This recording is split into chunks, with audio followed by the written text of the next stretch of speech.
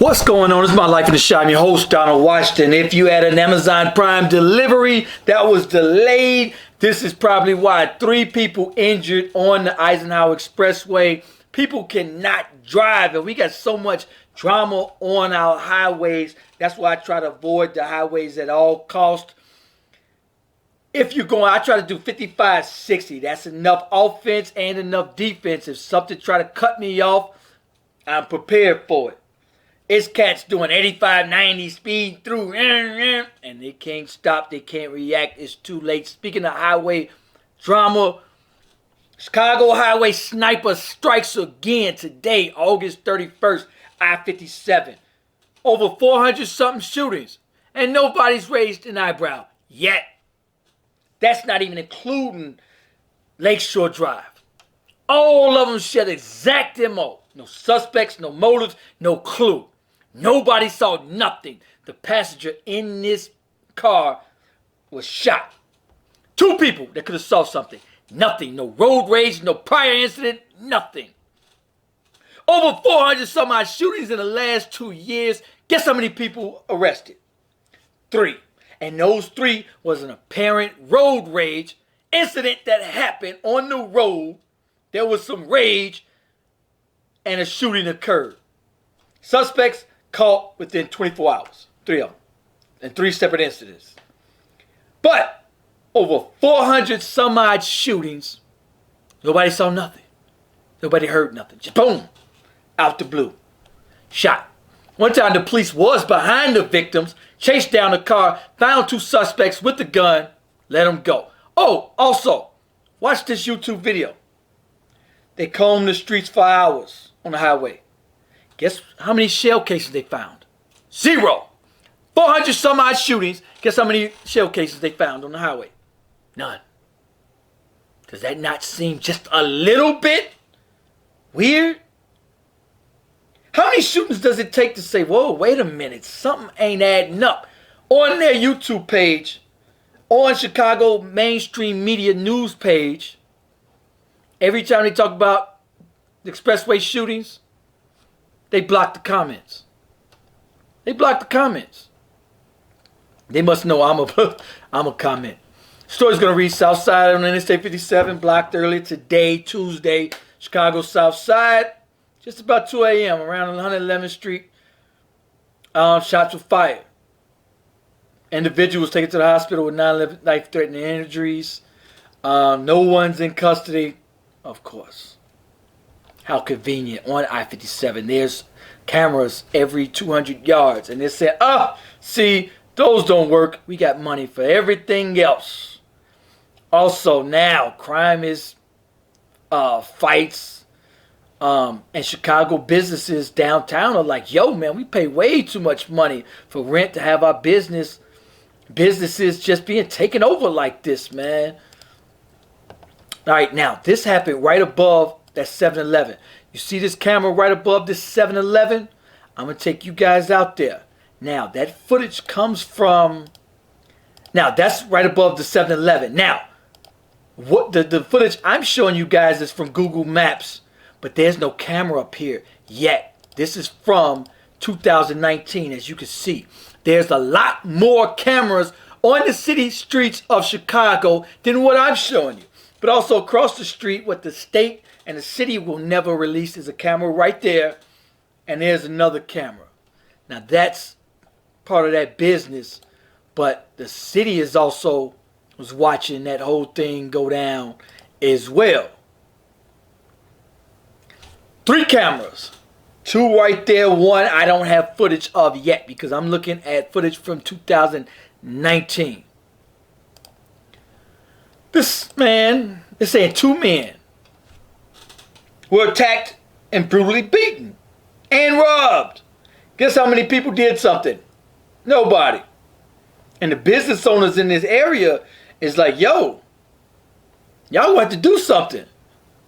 I'm paying way too much money to have people just destroy my business. And and nobody did nothing. Everybody just sat around. Some people back there, down there, just chilling. And they just let it go down. Also, Jelani Day, missing.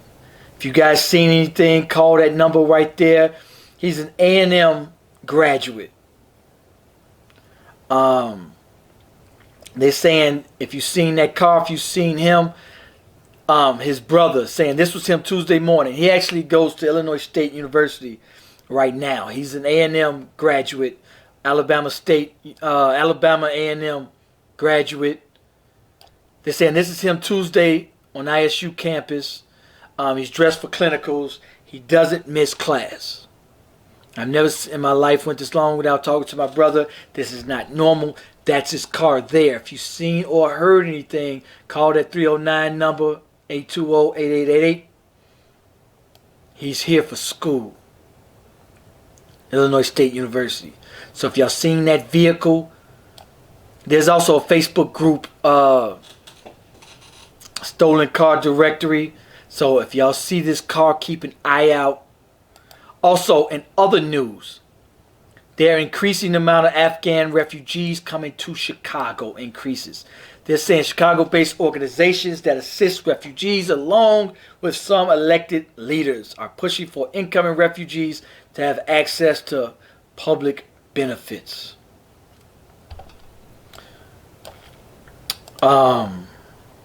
More than 500 refugees are expected to come to Chicago, settle in Chicago.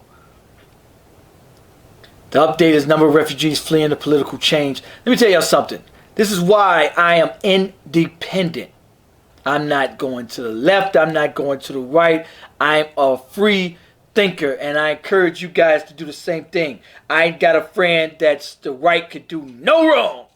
And a lot of my family and friends, the left, can do no wrong. And I feel Biden fumbled this completely. He's absolutely doing a terrible job when it comes to this Afghan evacuation. You're supposed to get your equipment out first. Get that out. Then pull your troops out. And whoever else you want to pull out. But I'm wondering, what were you doing for 20 years? Y'all didn't set up no type of perimeter. Y'all didn't set up no training. Y'all didn't set up no type of defense. $90 billion. They got the biggest arsenal, third biggest arsenal in the world now. It's United States, China, now Afghanistan, because we let them have it. I'm wondering, just like the border crisis, Biden announced, I will not be having evictions. I will not be deporting anybody. So that just invited everybody. They're like, oh, you're not going to deport anybody, so if I walk over, you're going to not do nothing? So now you just invited everybody. Same here in Afghanistan. I'm wondering, did Biden tell the Afghans that helped us, hey, if you guys get overrun, we're just going to bring you over there. And nobody gave up a fight. Taliban said, okay, cool, we're going to just take over everything. And nobody said nothing. No shots fired, no fights, no nothing. Biden should have said, y'all going to evacuate. Y'all going to leave our equipment alone. Y'all going to leave that airport alone. Y'all going to let our people evacuate. If you don't, if you're not 100 miles from that airport, away from my equipment, away from our troops, you will not live to see another day. You got 24 hours to vacate my premises of that airport and 100 miles away from my equipment and our allies. If you don't, it's a wrap. Cancel Christmas. So Taliban gave a report, and they got this reporter, it looks like hostage, but they thought it would be cool to come on here and do a press conference, and look how they looking at him. They looking at the reporter, and the reporter is reporting that, oh, they're good. They're here for peace. And they got guns looking at him like, dude, you say one wrong word, and it's a wrap. And they thought that this would be cool to go on national TV to give an interview saying, don't be scared. Steve Yeager says, how dumb can they be? How dumb can they be? And they look at that dude like, and we still got troops trapped in Afghanistan. Still. 13 American troops killed, hundreds of Afghans killed. Biden had 2 aerial drone strikes. But dude, come on, man. You gotta have some backbone. You do. Come on, man. Grow up here. Tell them, look here, man. Y'all finna evacuate. Psh, y'all finna let my troops evacuate. And I ain't trying to hear nothing else. If you do, cool. If you don't, forget it. We sending everybody at you. And we gonna evacuate them ourselves. What was you doing for 20 years? That they didn't even... I'm wondering, did Biden say, hey, if y'all want to just come back to America, okay, cool, we'll just evacuate you if you get overran. And they said, okay, cool, we're going to drop all these weapons, we're going to drop all this equipment, we're not even going to put up a fight. We're not even going to try to fight for our country. We just got a free invite, so hey, let's roll. I don't know what happened over there. I know it's a mess. I give Biden's approval rating a 0, an F. I think dude is just not doing a great job right now. I mean, I'm independent. I'm in the middle. I ain't left, I ain't right. But, yo, man, he done fumbled way too many issues so far, man. If you ask me, straight up. He did okay with certain things, but, yo, overall, come on, man, get it together over there. Anyway, make sure you guys like, comment. Appreciate you, everybody, sending me stories. I appreciate everyone. Whatever you think, shoot me a message. Just keep sending me stories. I appreciate y'all. Peace.